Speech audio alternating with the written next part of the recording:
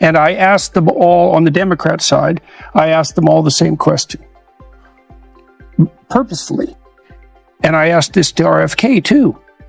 When does the left go too far? Because obviously the left can go too far. And none of them would answer. And so... Really? Not one. Dead serious. In private? In private as well. Come on. No, I'm telling you the truth. And I know some people who would answer that. Well, look, it's also... I stopped doing a fair bit of that about a year and a half ago. And things have changed. There are more people on the moderate Democrat side who are willing to draw a line with regard to the radical leftists, but they're still not very good at defining it. So they'd reverse the question and ask me, like, when do you think they go too far? And I thought that was simple. It's like equality of outcome. And the universal response to that was always the same. Oh, they don't really mean that. Well, it's like, they do. In a heated discussion, Jordan Peterson responds to one of Bill Maher's harshest criticisms with poise and assurance. But when Mr. lashes out at social issues, Peterson maintains his composure and responds to each point with insightful and incisive remarks, while then becomes increasingly irritated. A visibly shaken Maher finds it difficult to keep up with Peterson's steady pace, which is ideal for anyone who values open discussion and clear thinking. Peterson stays true to the facts, providing a much-needed dose of perspective. His calm and focused style stands out. This back and forth is a potent illustration of Peterson defending his position while... Fair. It is more complicated than just that. Equality, meaning equality of outcome, I believe in that too.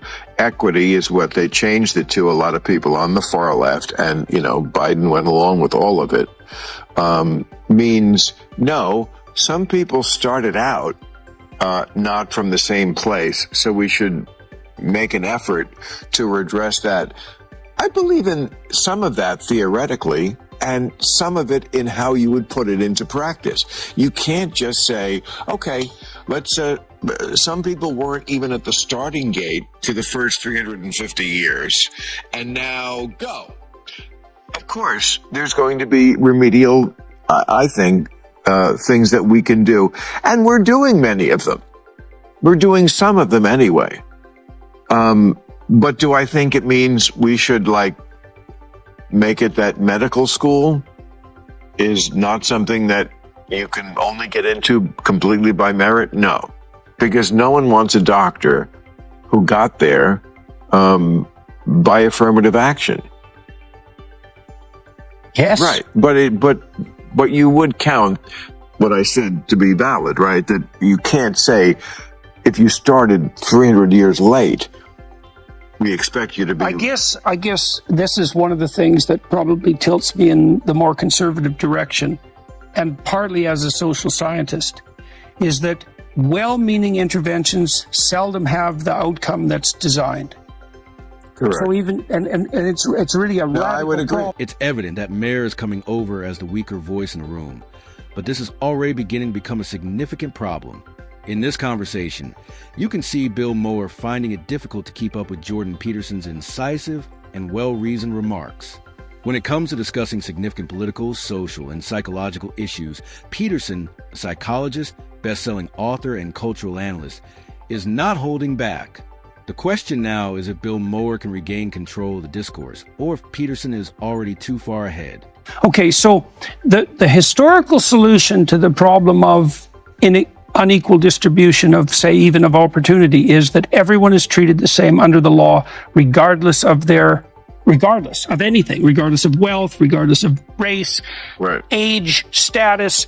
It's the same. Now, obviously, there's elements of that appear unjust. So if you make $1 million a year and you get $1,000 fine for speeding, that's a lot different than $1,000 fine for someone who makes $12,000 a year. And so then you might say, well, maybe your fine should be income adjusted. Okay, but the problem with that is okay, you're differentially privileged with regards to your wealth.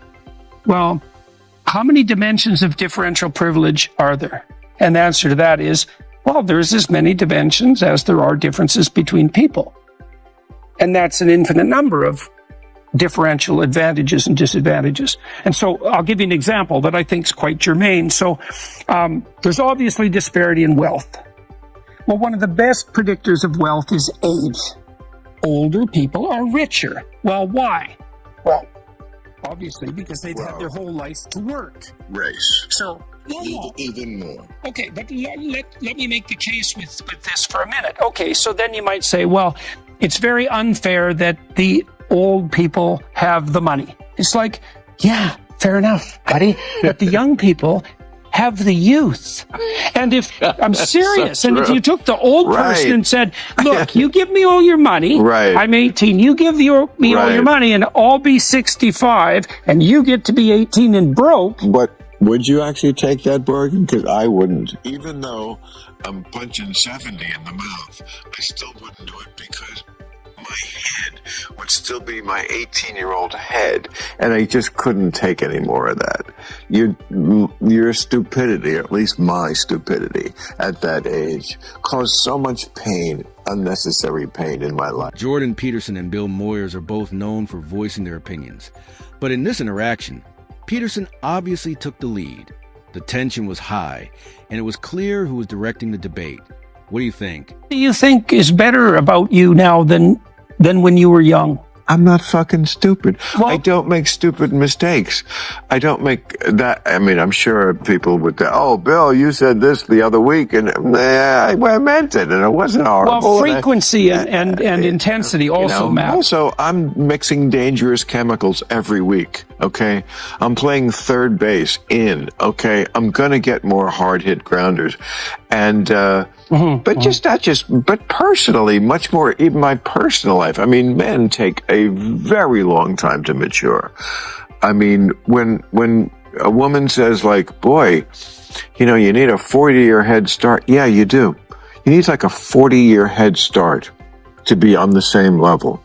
It's just, it's crazy how immature, as society would define immature, you can be, or I was, late into life. Because the immature things are the fun ones. I still don't want to give them up. People are different. We talked about this the last time you were here. We could not be more different in that way. I mean, you're so much more a woman's dream, and I'm like a woman's nightmare in many ways. Like, never committed, never got married, never wanted to. I never understood how people could, and I see so many people who talk about it like married couples, and they talk very fondly about like, oh, remember when we were in love? And they're reminiscing about this time in their life that lasted like maybe 2 years. Even though Bill Maher claims to be intelligent, he seems more like a pupil than an equal when compared to Jordan Peterson. We expected a balanced, intense debate between two intelligent minds, but it ended up being more one-sided than anyone anticipated. In contrast, Maher's reactions speak for themselves, as many of his typical arguments simply crumble under pressure.